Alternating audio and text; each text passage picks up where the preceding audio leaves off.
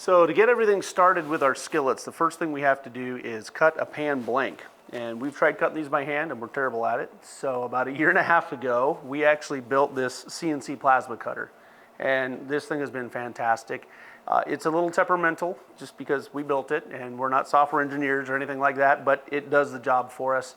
So the first thing we need to do is we've decided that we need to cut out a 12-inch circle. So I've got that programmed up into the computer. So I'm gonna go ahead and drive this machine using this wireless keyboard here. And this steel that we use, this is 12 gauge, which is a thickness. It's just a hair under 1/8 of an inch, which is perfect for skillets. It's not so thin that it transfers heat too quickly and burns, and it's thick enough that it doesn't warp and do things like that. And this is a form of mild carbon steel. So it's actually got about 0.3%, so 0.3 of 1% of carbon in it, which makes it malleable. That's what allows us to basically hammer it out, to form it into shape, to use the press on it. And it's just the perfect material for cooking on as well. It holds the seasoning, and that's the most important part. It's giving our customers a really good finish that they can cook on. So let's go ahead and get this thing aligned. So we've got a plasma head over here that we're gonna drive over. And what we do is we align this laser that we've mounted on the end at the top left of where we want the design to cut. So we're gonna put it right at the corner here when we begin to cut, but the first thing we need to do is make sure we're square. So we're gonna put that laser right on the edge, and drive it down a little bit, make sure it stays on our material. Give it a little adjustment.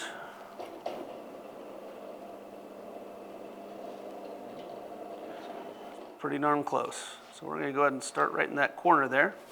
All right, I'm gonna sneak away for a moment. Bill, will you hold on to this? And I'm gonna go ahead and start the machine. So we'll see sparks in just a moment and I'll be right back. So this is the ground for the sensor that indicates how high the head is above the metal. And this is the ground for the whole thing. The thing's gotta be grounded, similar to arc welding.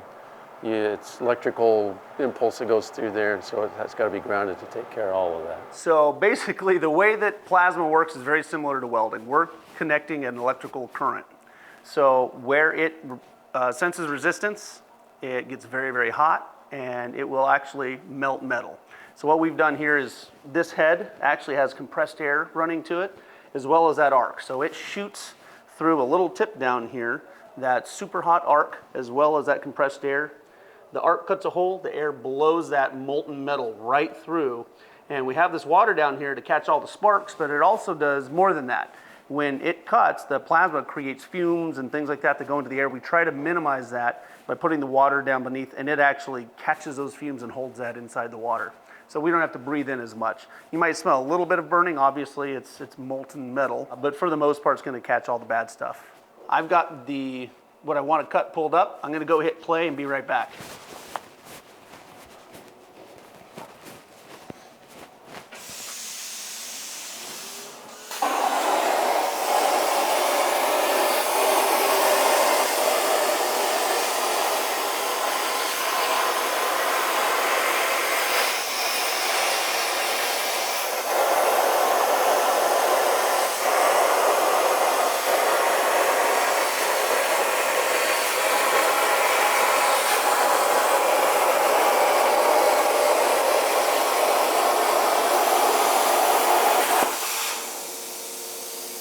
It's like magic.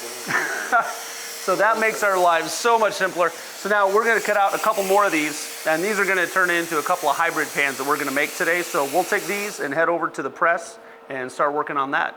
So these are our plasma blanks.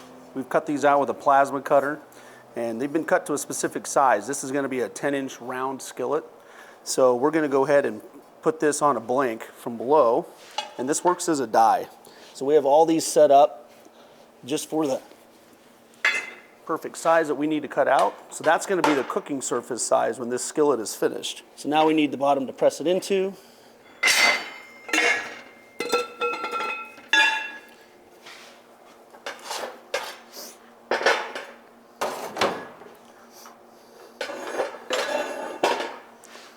All right, so we need to lower this just a little bit to make room.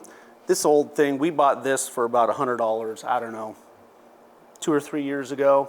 And we went ahead and added this hydraulic press on the top here. It didn't come with one, so we had to manufacture this whole part and add this hydraulic press to it. And it's a hand crank, so it takes a little bit of work, but it definitely gets the job done.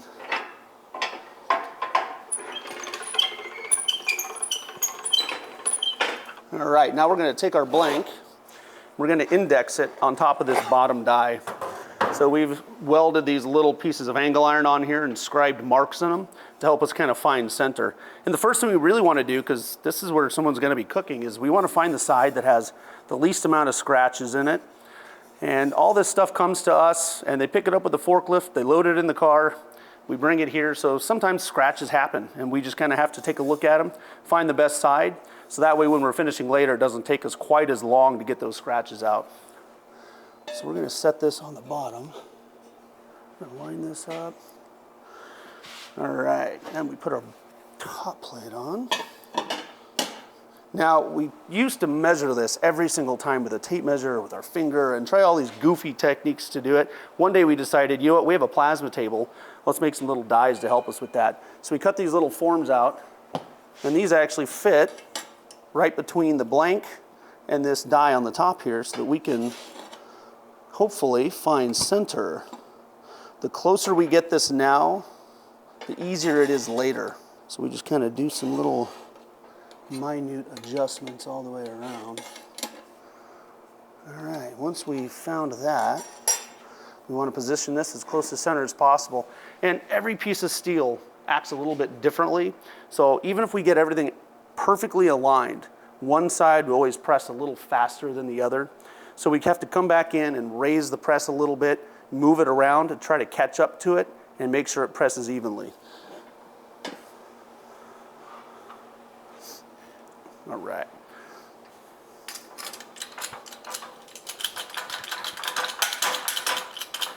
This is the arduous part. Once we get down here, we won't let it go up as far, so it won't take as long. All right, here we go. We're going to start bending now. So you can see the steel starting to go down where that puck is in the middle. And this gets a little tougher to do, obviously. So what we're doing while we do this is we're going to notice one side probably going down a little bit faster than the other, and we'll make those adjustments when it's necessary. All right, so we can see it starting to buckle a little bit, and that's normal. That's going to get all wrinkly, so I need to come to the back. And a lot of this is just feel. I'm just putting my thumbs down to kind of get a measurement, see if it needs to be adjusted yet. We did a pretty good job on this one, so we're going to keep going.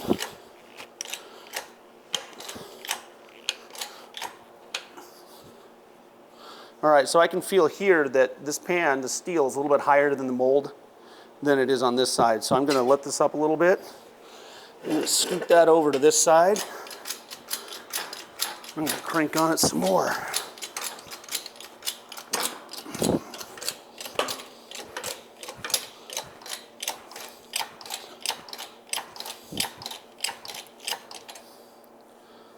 All right.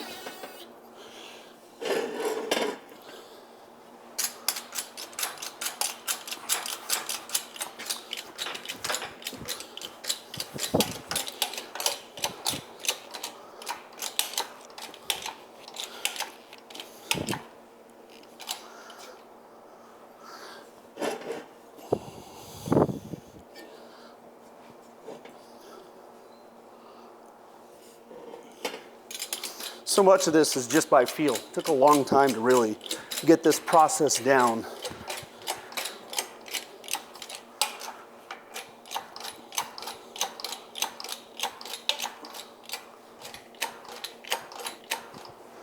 We're getting close to the end, so we can see here that everything feels uniform. All the edges are almost perpendicular with the die in the bottom. Everything's looking pretty flat. Might need to go to the back just a touch. Well, it's looking pretty good, actually. We're going to go right back to center.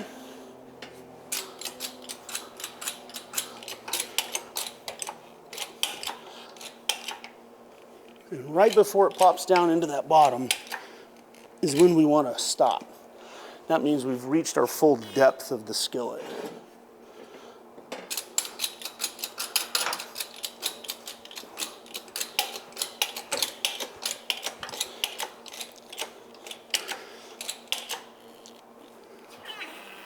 Let's take a look. All right, so there we have the beginnings of a 10-inch round skillet. So that's 10 side to side, 8-inch cooking surface in the center. And we're gonna take care of these as soon as we're done pressing the other 2 pans, but we literally have to pound those out with a hammer on the anvil. All right, so on the docket today is 1 10-inch round and 2 hybrid style pans. So this is a little bit larger, and this has a little bit of, it's called dross. It's what's left over when you're finished plasma cutting. And for the most part, it doesn't get in the way, but when it's a little heavier, we just kind of take a chisel and hopefully knock it off of there.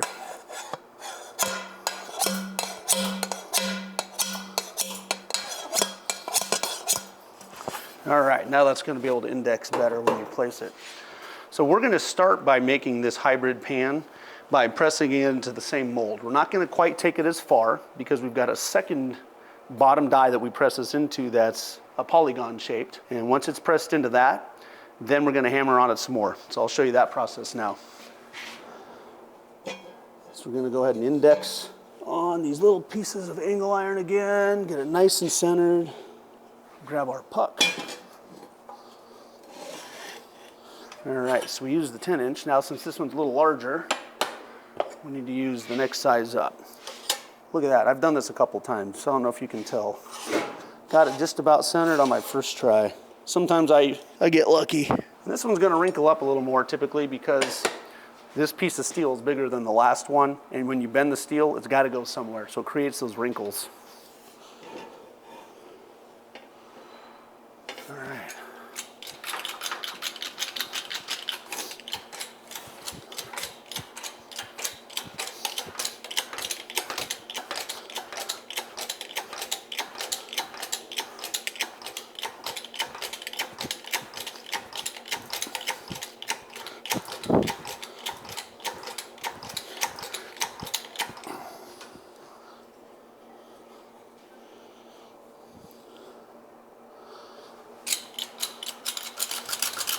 It's sometimes just the most minute adjustment will give you the perfect result.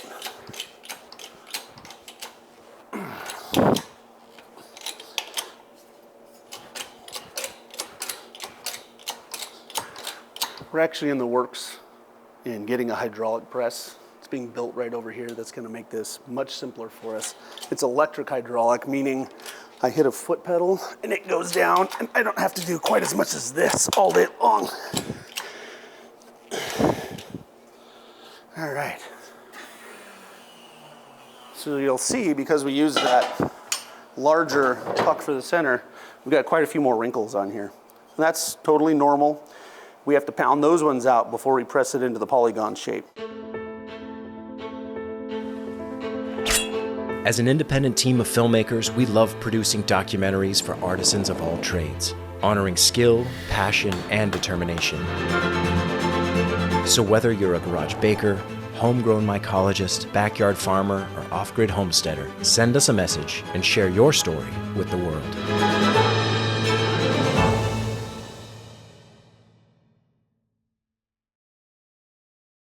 So the next step, now that we've done the initial pressing on these skillets, is we need to take care of these wrinkles. So you can see these form as we pressed them out. Now the process we use for that is cold forging. We have this anvil right here, and this is actually a striking anvil. So this is a mild steel block that we had cut out. We put some handles on it so we can move it around a little bit. If you miss and you hit this anvil with a hammer, it's basically gonna misshapen or deform instead of breaking a piece off like you would with a regular hardened anvil. So we like to use that one for this process. So it's always good though. This gets a little noisy to wear some ear protection.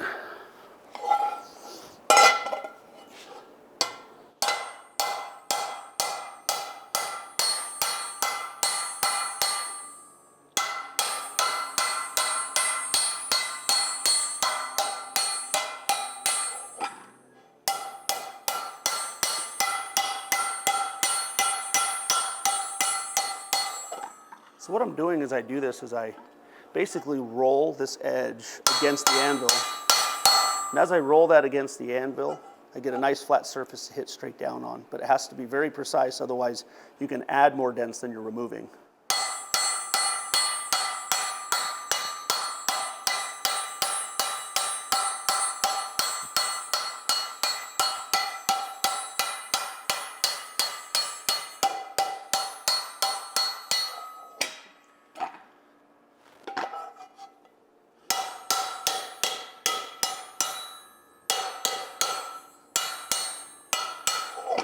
So right now I'm just looking for any spaces where there's still maybe a little bit of a wrinkle, making sure that's generally nice and round, and just keep working on it until I get all those out of there.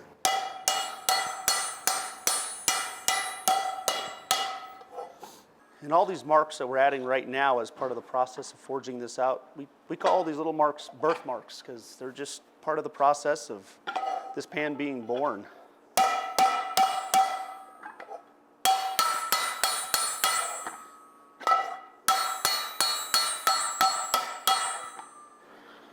You'll notice this pan spins on top of this anvil. It's actually concave to the bottom just slightly in the pressing process.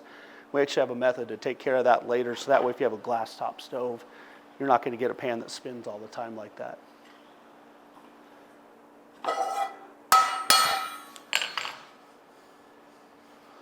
All right.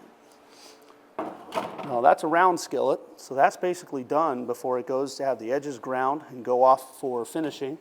Now we're going to work on what will be a hybrid style pan, which is half polygon and half round. So these ones are going to get hammered on now, and we're going to take these wrinkles out. Then we have to repress them into our polygon shape, and then we forge it again right here at this anvil.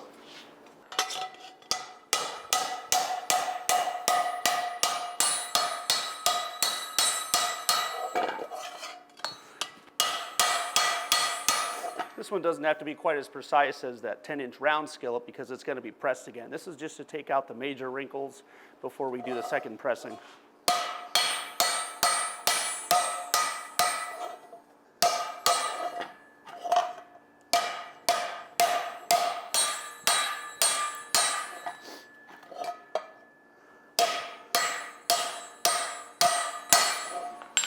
All right, that one's ready to be pressed a second time now. All right, so now that we've got those hammered out, we got to do a second press on what are going to be a hybrid pan because they get a polygon shape first and then they get hammered again. So we're going to go ahead and set up to press them into that octagon shape now.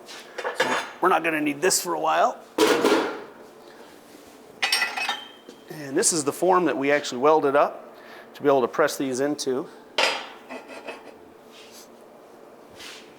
And you'll probably notice a few moments ago when I was hammering on these, I was wearing gloves, and I usually don't wear gloves when I'm doing this process because I use my fingers as measuring tools, and I align things by looking at the creases in my fingers and kind of aligning and feeling where it needs to be because I need to get that perfectly centered and can't really do that wearing gloves.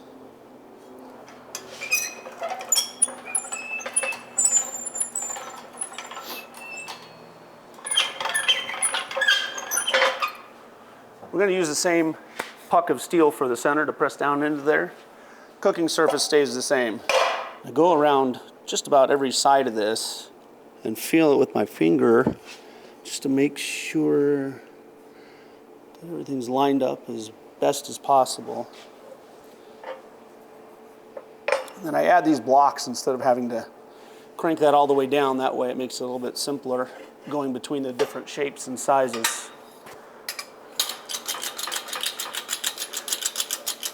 And you'll notice on this one, the wrinkles are going to form right in the middle of each flat side of this polygon. We'll have to hammer those out again when we're done with that.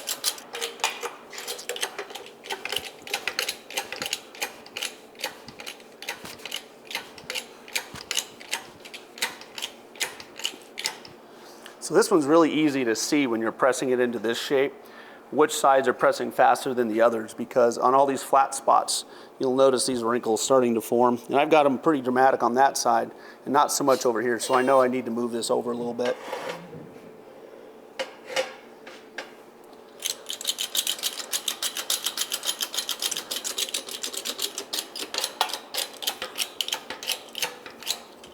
And you want each of these wrinkles to basically be very similar in how far they get to the puck. So I'm watching them as they curl in and trying to keep them as uniform as I possibly can. We want to make sure the depth of the pan is correct too, so it's important to know when to stop and how close those are. And usually when they get to be within about 3/4 of an inch, I know that the pan should be the right depth. Occasionally we have to come back and repress one after it's almost finished, and it's no fun, but you know, you got to make the pan right.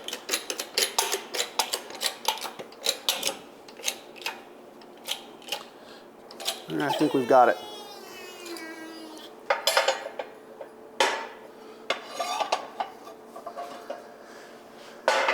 So that's the new shape we have. And now we have to hammer those wrinkles out. And when we're done with that, these look kind of rounded now, but those are actually going to shape up and turn into the points of our polygon. You can see that they're not totally the same, even though we press them into the exact same form. And that's what's really cool about our pans, is not everyone is the same. They're unique in their own way. I think that's what people really enjoy about them. I know I do. And that's why we make these. We want them to be different. We want people to be able to enjoy their skillet and have it for their entire life, and just be able to see this as a piece of art as well as a piece of everyday cookware in their home. So we're going to go ahead and hammer out these wrinkles here, straighten these out, and you'll see it take an octagon form. And then we're going to set it down and we're going to look at this and figure out which side we want to be the sauté side, which side we want to be the handle side, and then we're going to round off the sauté side. And I'll show you that process in just a moment.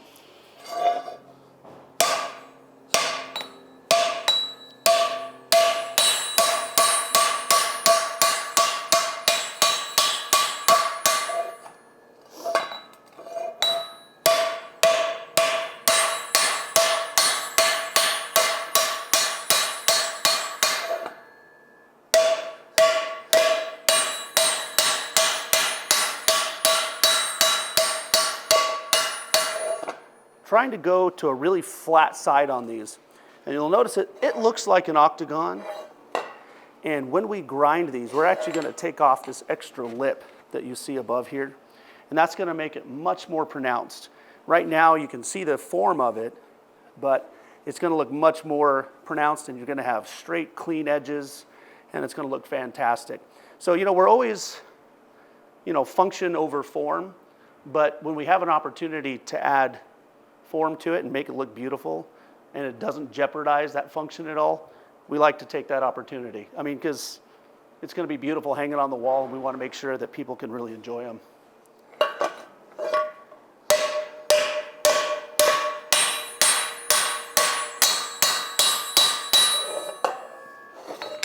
All right, so we're almost there. Now what we need to do is choose which side we want to saute from, and which side we want to put the handle on. Typically, we like the more vertical side to be the side that you saute from to make flipping a little bit easier. So we'll just kind of give a little inspection here, see exactly what we want to do with this one. All right.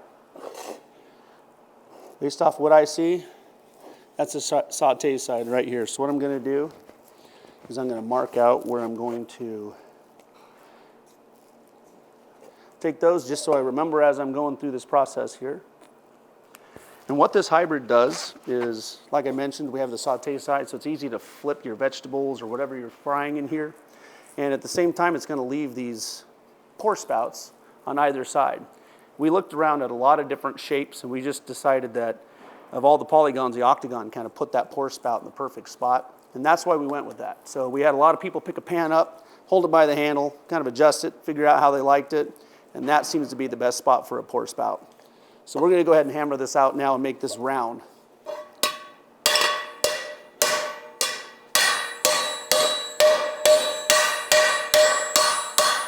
It's kind of an interesting technique when you have to round these, because you're going from that edge to that rounded nature. So you have to be careful when you're hitting it with the hammer. Of course, it's always going to leave a mark, but if you don't do this just right, you'll gouge it really deeply, and it doesn't hurt the pan. It functions the same, but we found that folks really like it to be even all the way around.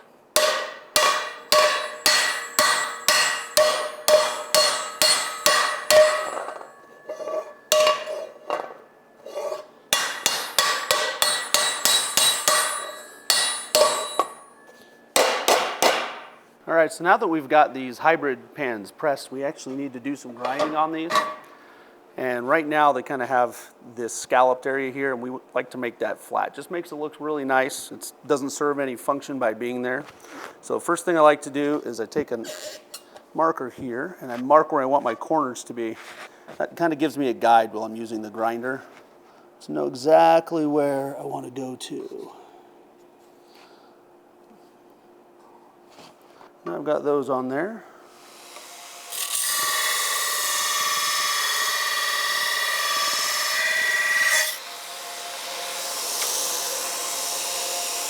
You can actually see that the steel gets so hot while I'm grinding it right here that it forms this blue oxide layer right on top of the steel.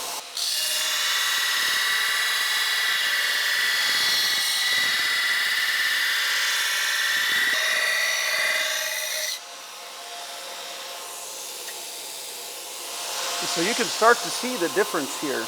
All I've done is grind off these little scalloped areas, and it goes from looking like this, where it's all rounded and smooth, to having more of a point. And that allows you to have a really good place to be able to pour while you're cooking. You can actually tilt the pan, and it pours right out on either side. So it's a right or a left-handed pan, which is kind of unique.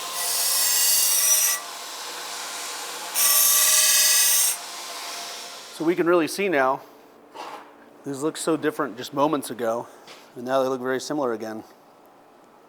That's all it took, was just that little bit of grinding. Take that little 1/4 inch or 3/8 of an inch off of there, and you get this cool looking skillet. All right, now it's time for the next step, which is we're gonna do some finished grinding on all these edges. So we'll take these over to our grinding table and get started on that. So now that we've finished doing the grinding on these pans using the belt grinder, we've got some kind of rough edges on here. It's a pretty low grit, it's 36 grit that we use. So now we're going to do some finish grinding here, smooth out all these edges. And we're gonna do that using this Fordham grinder. It's got a cool little foot pedal down here, makes things a lot easier for us. And then they're still gonna get one more treatment when Bill does the final finishing on these in the seasoning. So we'll go ahead and get started on that. And all I'm really looking to do is just slightly radius the tops of these. I'm not taking a lot of material while I'm doing this, just making them feel really nice to the touch. And so you'll notice, again, I'm not wearing gloves, which gloves are wonderful, but when you really need to feel these edges and make sure that they're perfect and smooth and soft, it helps to be able to just get your hands a little dirty and touch those edges.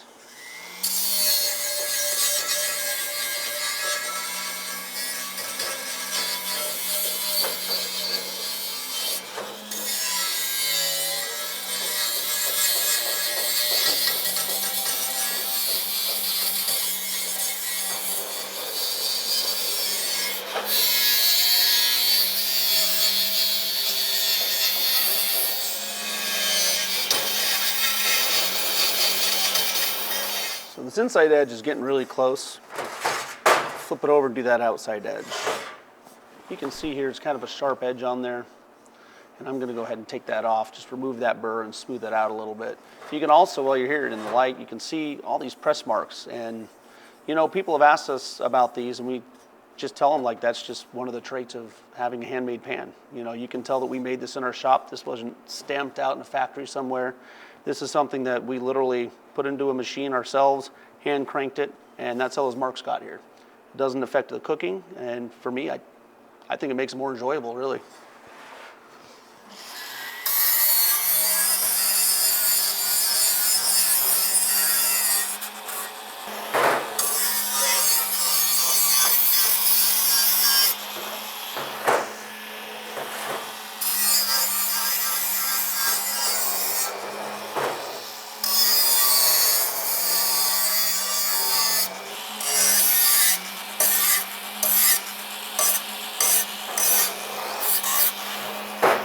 So sometimes when I'm working on these, I really like to use this smaller grinder to help me get down into these corners. But I like to give it a break sometimes because this handpiece gets a little warm when you use it a lot. When I'm doing these round skillets, I don't have to get into any corners. So I kind of use one of these larger abrasive wheels when I do these.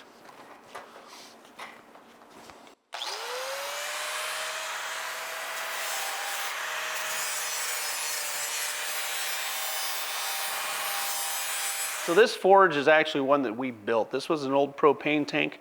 We cut the front off and we cast refractory cement in here. We actually mixed our own recipe we found online somewhere. But this front opens up to give easier access to the inside. This is our refractory cement that we poured in here with a form in the center, pulled that out. Then we put in this ceramic wool blanket, and that is actually very good at insulating, holds the heat in. Then we coated that with a slurry of refractory cement that kind of holds the fibers in. Added a few of these bricks to make it more secure in the bottom so we don't poke and break that wool insulation. It's really not very good for you to breathe it in. The burners on the top here, we actually made these as well from scratch. And so these right here are just black pipe like you'd use for plumbing. And then we created our own venturi in the top. And that's where air and gas will mix and be able to form the flame that we see down beneath. So these are actually open in the top. We've got these bolts that we drilled and threaded holes for to hold these on here. And if you were to look down inside here, it's hot right now, but we actually use welding MIG tips. So they're what the wire goes through in the end of a welding gun. We screwed those in to act as an orifice. And an orifice is just a small hole where you force gas through. It creates this swirly motion in the venturi, mixes with air and is forced straight down, and we get the flame inside. This one's kind of unique. We built this specifically with pans in mind, skillets. So this far side over here, we actually cut this extra hole and put refractory on it. So we can open this up and we can actually slide a full-size skillet directly into the side of our forge to be able to work on it. So it's kind of unique. You don't see a whole lot of them with that on there. Another thing that we did is on the back of this, if we ever wanted to do some really long work, if you look to the very end, it's actually open. Come around the back side, you can see that it goes all the way through there. So we can put a really long piece of material in here. The first thing everyone asks is so that, is that there so you can make swords? Well, yes, we haven't yet, but yes, we can make a sword because of that function. So go ahead and put that back. And if you'd like, I can fire it up for you. You can kind of see the flame come out. So we can close the front here. And this is just a little table to kind of rest our material on, so that way it's easier to grab with the tongs. We have another table on the side for our skillets as well. Let's go ahead and fire it up. The way we do that is we use a small propane torch. We light this first, and then we use this, turn on our gas. So let me go ahead and trade sides, turn on our cylinder. And we just crack the top just ever so slightly until the gas starts to flow in. And we've got fire. Now we have the option, if we're doing something really big or if we need extra heat, that we can turn this back burner on as well. We usually only run one, but if we're doing something really large or we need to speed things up, we can run both burners. When we're heating it at the very beginning, we run anywhere between 5 and 8 psi, but once it's up to temperature, we turn this valve all the way down to about 2.5 to 3 psi. It maintains all the heat you could ever need. So it's actually a very efficient forge for the size. And that's what we were shooting for. That's why it's so thick around with the refractory cement with that wool blanket. We wanted to make something that just wouldn't kill the bank every time we go to fill our propane tanks.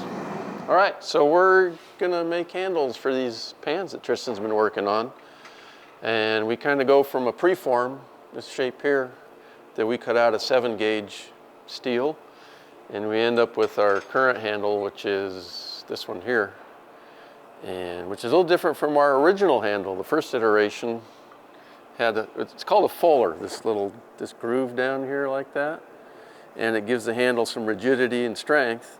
And on the bigger pans, people were telling us that they kind of pinched. They'd come up and they're a little uncomfortable. So then and you'll find actually a lot of handles like this on commercial pans too, with the fuller just all the way to the end like that. But then we started fooling around with it, and kind of, it's a little funnier looking, but we came up with just doing a reverse fuller at the back end and keeping the fuller here. So that way, if you see a pan, it kind of pivots on your finger and comes up in the fat part of your thumb there. So it actually makes it a little more comfortable when you're working with the big heavy pans, which this isn't, but probably get the idea. So anyways, we'll fire up the forge and see what we can do for making handles.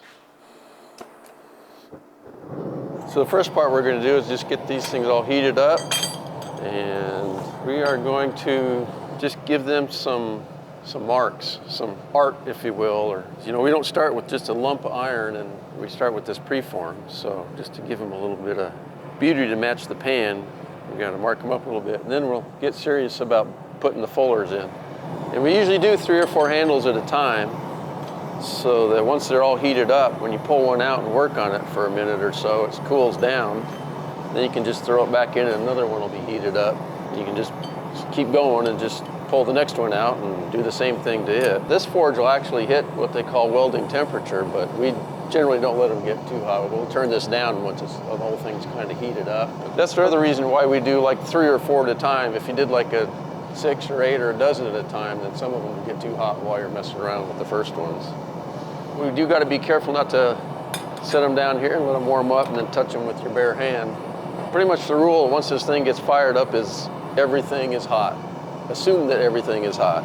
So if you see something laying on the floor, don't just go pick it up because it's probably hot. The forge is lined with a lot of insulating material, so it holds the heat. In fact, So even though this is going, this is still actually cool on the outside. So. And this will eventually get warm, but not crazy hot. So we're just putting a few marks on this to start with, just to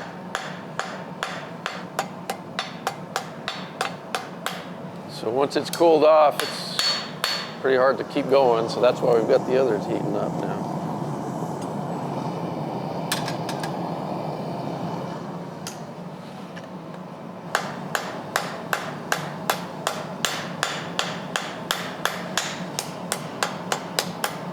That's our fullering tool.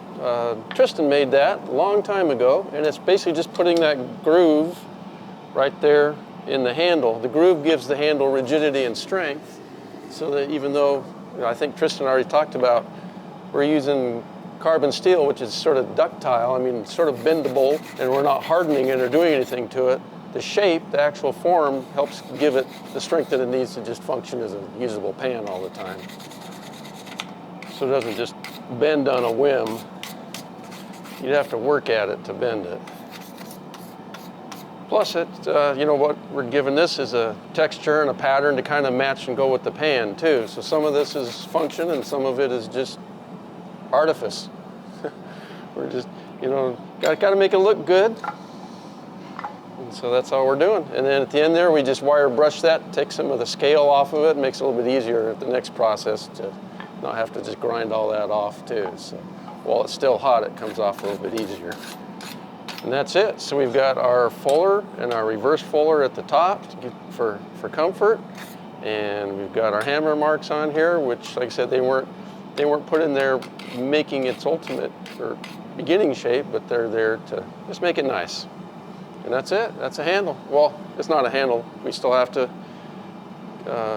grind on it and sand it and put a final bend in it to give it the bend that it needs for the pan, but that's the forging on it right there. So basically when we're heating up the metal, we're just doing it to make it a little bit softer and easier to work. It's what it comes down to, is just making it easier to work. So we can move the metal around without putting undue stress on the metal and also ourselves.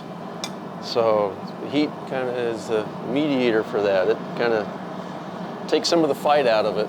So we're just waiting for those two to warm up one more time. We just got to give them their final, make sure they're straight and ready for the next step. So now that's heated up, got that nice orange glow to it. It moves a lot easier when you put it in the fullering tool, which fullering tool has gotten a little warm too in this process. It picks up, the heat in this metal has to go somewhere, and it goes into the anvil and into this tool right here. So that thing's getting a little toasty. So we're just kind of giving it one more little work through, make sure it's more or less straight. We can do some straightening when we're done too, but it's all easier now while it's warm.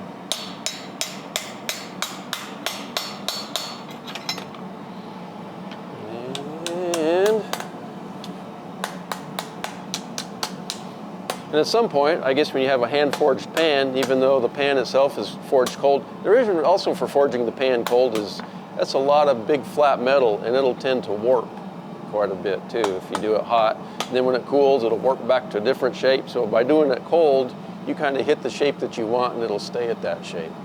Whereas we don't have to worry too much about warping with the handle. So. All right, so we're just gonna take all the roughness and hard edges off these things now. And actually, I gotta do one thing before I start doing that. It's gonna be a little noisy and a little sparky. Sorry about that, guys. I'll get right with you. So we just make them so that these handles are as comfortable as they can be. The key is to take off all the rough edges and bad stuff and still leave some of the beautiful marks that we've worked so hard to put on there. So see if we can pull that off.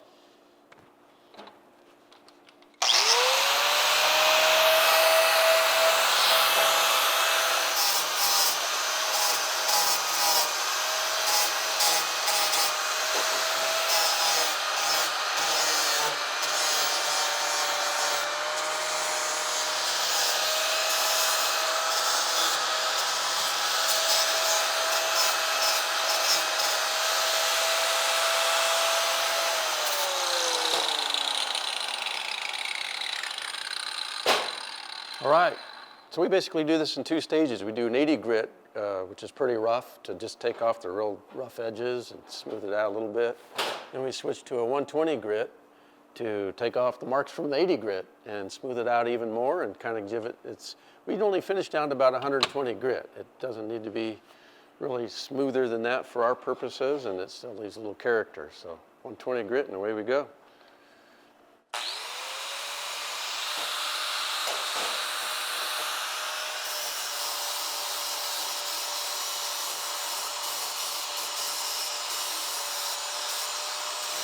So now we just wire brush these, remove sort of the last of the mill scale that's on them, just get all that grungy gray stuff off of there, see how they're doing.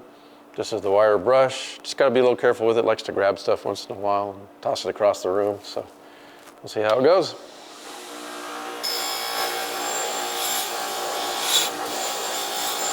Kind of like that. So it's all about angle on this thing. You just want the brush to be coming down and coming off of this. If you get this up in the brush, that's when it grabs it and rips it right out of your hands. So you just want to be conscious of the angle of the wire brush to your material.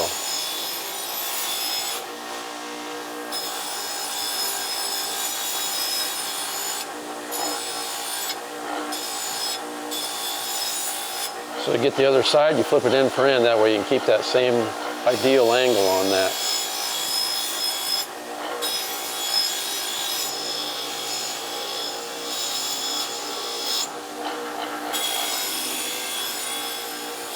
So we're going to go to final sanding now on these. We go to 120 grit, which doesn't seem all that fine, but go much finer than that, and it starts leaving the pan so smooth they don't really retain seasoning as well. So it's kind of a nice middle. We've got a cabinet here for sandblasting. A lot of places will sandblast for their final finish, but with sanding we kind of keep some of the reticulation we got from the hammer marks because it doesn't go down into the bottom of the mark. So it leaves us with kind of a cool final product that sandblasting would take away.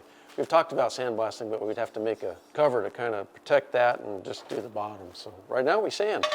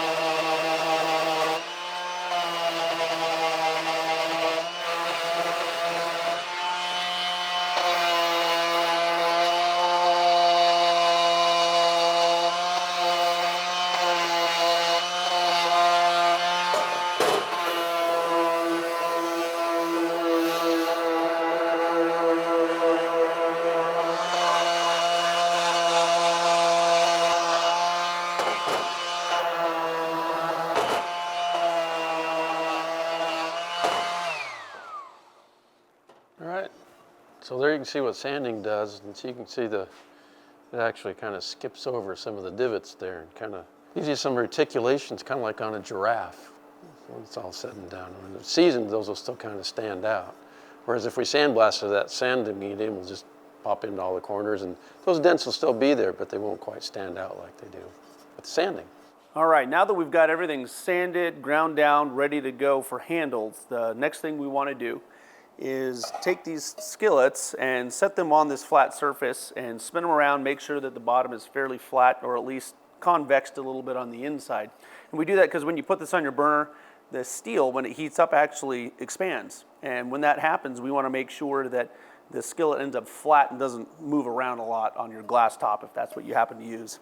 So the first thing we do, this one doesn't move a whole lot, but I can tell it's got a pivot point right over here. So this is really scientific. What we do is turn it over and then beat it with a hammer.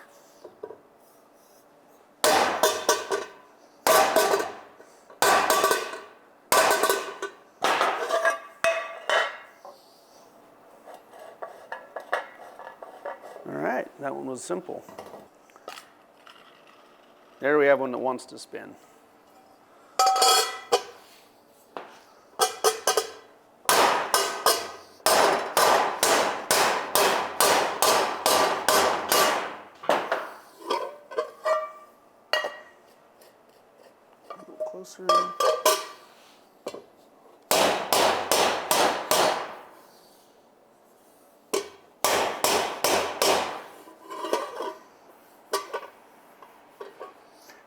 This really is a lot of just feel. Just doing this so many times, you sort of figure it out. The way I realized that this needed to be done so badly is when we were going through our prototype phase. I actually have a glass flat top stove at home, and mine was spinning around. I didn't like it. So I found a solution. Sometimes you really just need a bigger hammer.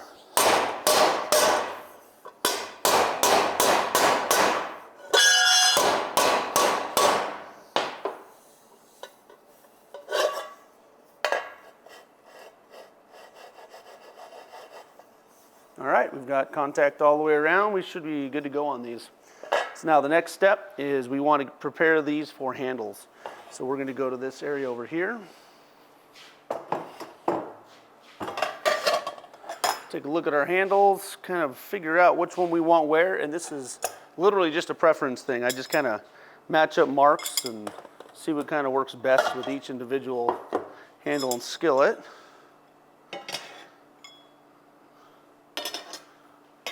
All right, those are going to have their new homes. Now the next thing we need to do before we actually set the rivets and drill the holes, we need to bend these handles to give them their unique shape. So we've got this really high-tech piece of plywood that we've actually cut with a bandsaw to make the shape that we use for our skillet handles. Give that a clamp in the vise. And a lot of the stuff in our shop just relies on brute force. And this is one of those jobs. So we've kind of designed this so that we can just put this handle in all the way to the bottom. Align it, make sure it's straight. And give it a good push.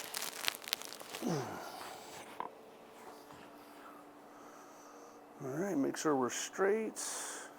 And these can be adjusted later once they're on the skillet. This just gives it that initial bend, so that way when we go through, we do these at the very end, we can just give it a little tweak up or down just to make sure that they're all aligned. All right. In the future, let's say that you were using this skillet at home and you dropped it in a really funny angle, and this actually bent a little bit. It's not common for that to happen, but if it does, you can actually bend your own skillet handle back to how it used to be, or you can give us a call and we can do it for you. That's what's so great about these.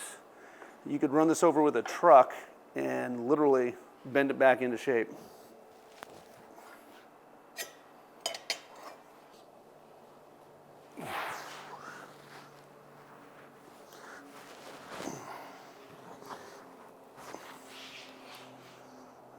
Nice and straight. And sometimes through this process, we get a little bit of wandering in the handle where it goes off to one side or the other. And we just adjust that using the anvil later, and I'll show you how we do that. All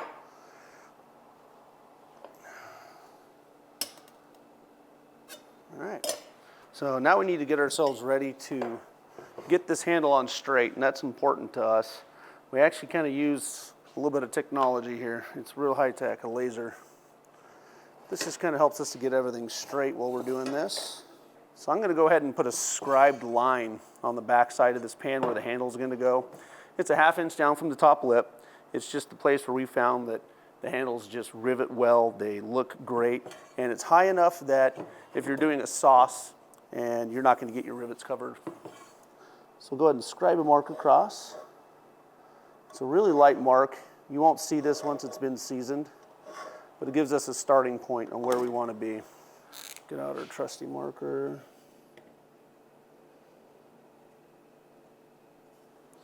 Mark center.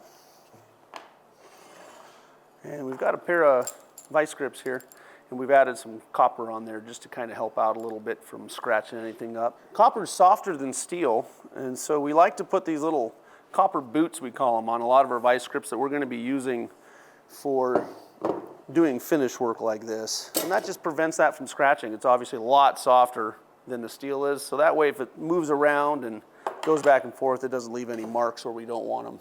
And this part I kind of do by eye because it's so hard to measure, but this just gives me a roundabout how I want this to align. And then I'm going to flip it over. Find my scribes.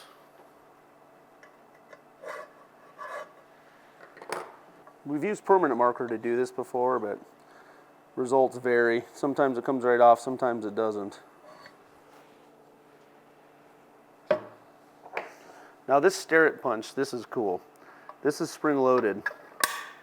What happens is when you press on this, it engages a spring inside, and it's got a hardened piece of tool steel here, and it leaves just a little dent right where you need it to start your drill bit. That way it doesn't wander around.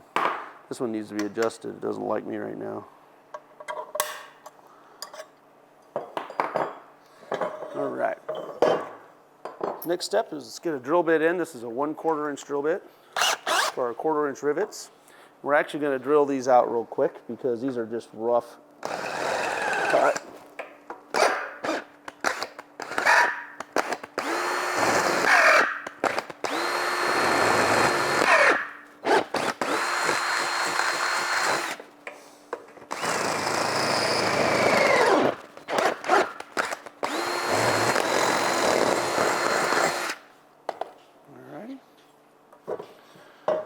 Make sure I'll align. Perfect. So I'm going to go ahead and run this through those holes one more time just to make them a little bit deeper, so my drill bit doesn't wander. So now we're going to bring this over here to this wood I have set up in this vise. The wood works perfectly. You could drill into it. It doesn't scratch any of the metal. It's fantastic. So I'm going to go ahead and find those marks that I made.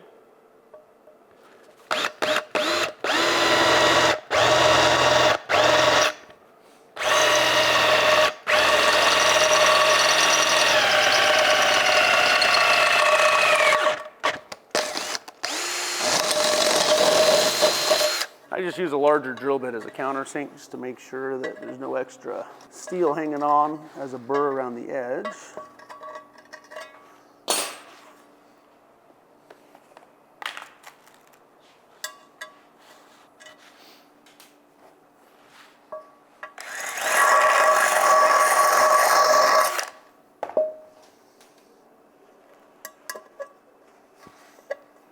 Just do one last alignment check just to make sure that before I drill that second hole, it's exactly where I want it.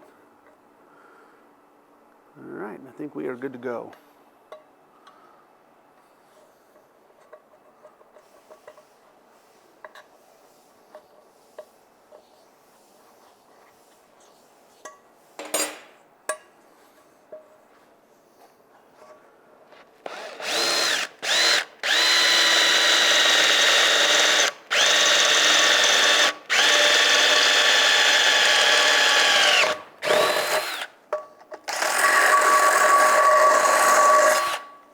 So we're going to come back over here. We've got our holes drilled. We're going to deburr that hole as well. And these rivets aren't exact. Sometimes they're a little big, sometimes they're a little small, so I like to oversize these holes just a slight bit.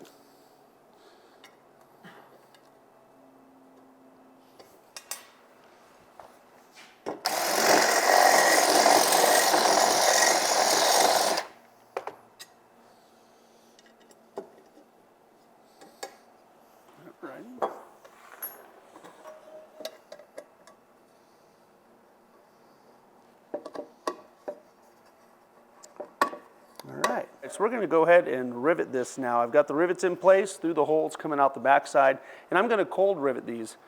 Cold set is just basically a process of not heating that rivet first. These are 1/4 inch rivets, and for me it's not a problem. I just put it over the edge of the anvil here, nice solid surface.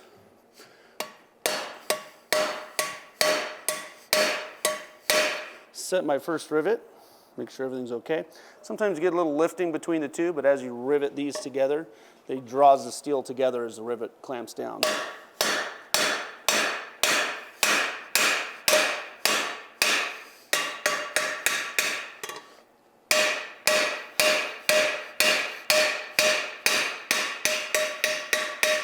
Right, now we check the inside, make sure everything looks okay, see if we need to make any adjustments. Occasionally a rivet will sit at a little bit of an angle, and it just has to be pounded on a little bit from the other side as well, just to make sure it seats perfectly.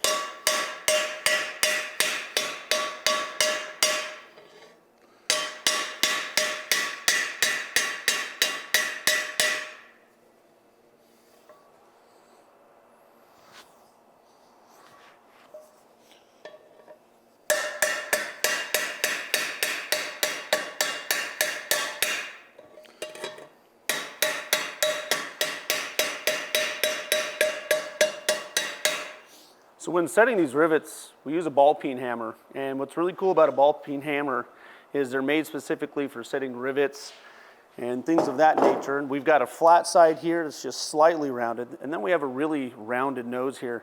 And that's so that you can reach in and actually pound down the edges of that rivet and make sure it makes good contact all the way around. Plus, it actually leaves a really cool finish that looks really neat. So you can see in my hand here that that line is going directly down the handle, right onto the center. And that is good to go. What I would like to do on this particular skillet is the handle seems a little low. It all depends on the slope of the pan handle when you put it on. So I'm actually going to give that a little bend up. And if you're someone who likes to saute a lot, sometimes those folks like their handles extra high. So you can actually bring this home, take a look at it, figure out exactly what you want, put a little bend in it yourself, and that's not going to hurt the pan. It's just going to make it perfect for you. All right, so Tristan's wrapped up the pans, got the handles on them. They look straight. Cool. We are going to put them in a hot oven. We got this double oven, just like people have at home. It's just we got this at their store because we abuse these ovens. So we're going to put it in the lower oven. We've heated that one up to about 500 degrees. Well, let's see where we are actually. And we're going to try to heat it up even hotter once we get these in. So where we're at? Well, it just says high on the thermometer, so it's over 550 probably already. So we're going to put it in that really hot oven. Right now we've just cleaned these up and washed them, so they're silvery and beautiful. And after we put them in the oven and they get up to as hot as they'll go, they're going to change color a little bit, and we'll see how that turns out. So actually, let's just get these out of the way. We do this just to give it its first layer of protection and a slight little bit of rust proofing. So then the seasoning will go on top of this once we've got the base color kind of changed out. And we'll see how that works out once we pull these out. So we're going to put 2 on the bottom and 1 on the top, I think. So let's just do that.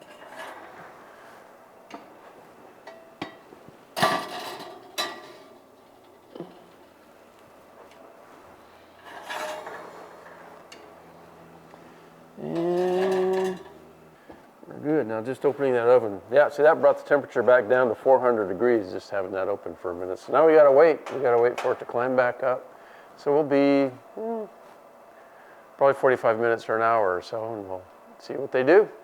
So we've heated up these pans now with nothing on them, just clean, heated them up, and hopefully they've switched colors. Let's see what we get.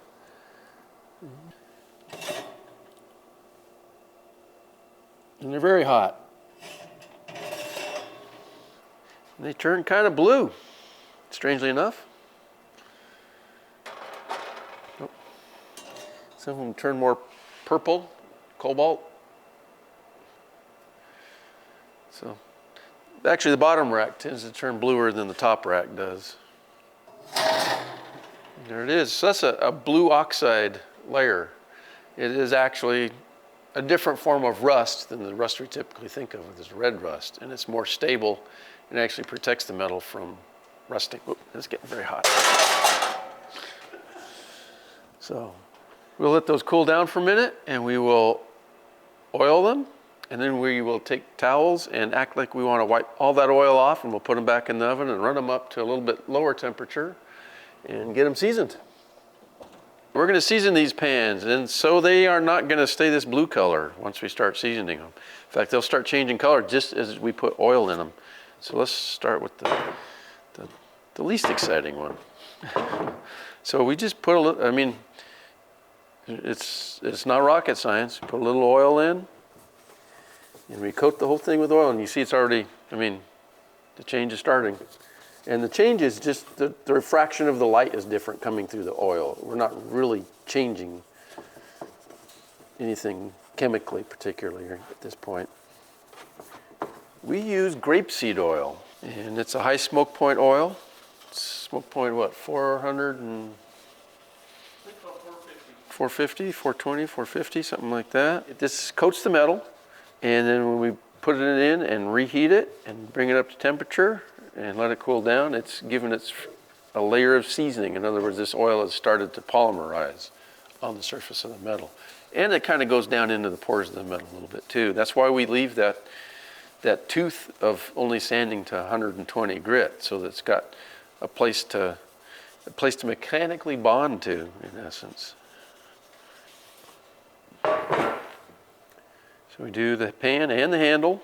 They're all carbon steel. They're all subject to rust. They're all be the same color and have the same level of protection. And this is where a lot of people kind of go wrong. They think, well, I've got the oil on there, let's toss it in the oven. At this point, strangely enough, that's way too much oil. So now we go through with a dry paper towel and we act like we're trying to wipe all this oil off as much as we can. So we literally just kind of go through. And I'm going to put one more towel down on the bottom too, just to... This is not only the seasoning process, it's the re-seasoning process. So if you ever feel like, hey, my pan seems to be sticking a little bit, or pans, they don't stay this color that we have when after we sell them and you start cooking in them, they'll go different colors, the seasoning will change. If you just don't like the pattern that you've gotten at that point, you just go back and re-season the whole thing. You can go over the top of the old seasoning, you can strip the old seasoning off and literally start all over from scratch. So we're just acting like we want to get all this oil off, but of course we're going to be unsuccessful.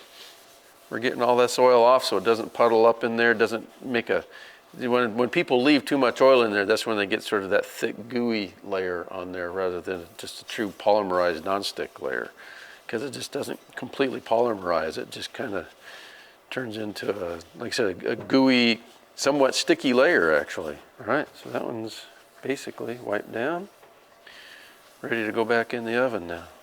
So I'm gonna put this one in. I usually put them right back in the oven. We've run a round of seasoning on these pans now. Let's kind of see how they turned out. Starting to go brown, bronze colored. Starting to lose that crazy blue color, so you can still see a little bit underneath there. And we're gonna take these out and get them where they can cool down. So the last thing we do to every single one of our skillets is we add our touch mark. And because we're Copper State Forge and we're born and raised here in Arizona, we like to put a little piece of copper on every single skillet that we make.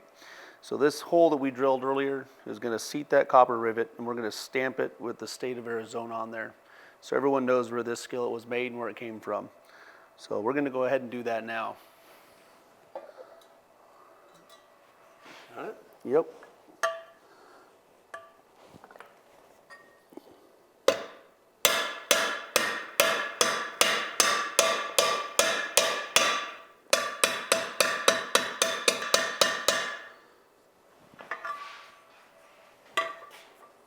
This part's kind of tricky. You got to make sure you get it nice and flat.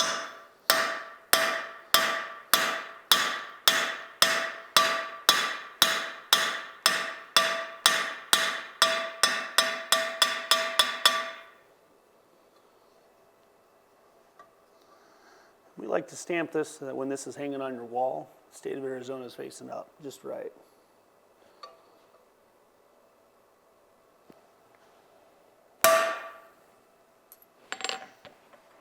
There we are. We give this a little bit of a polish, make it nice and shiny.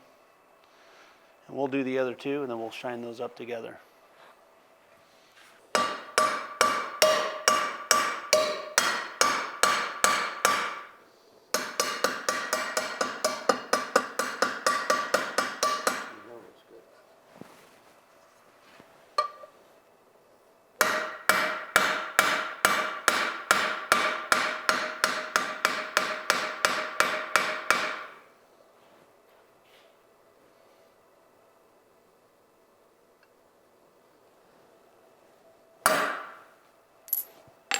So I'm going to go ahead and polish these up a little bit, make them bright and shiny and beautiful.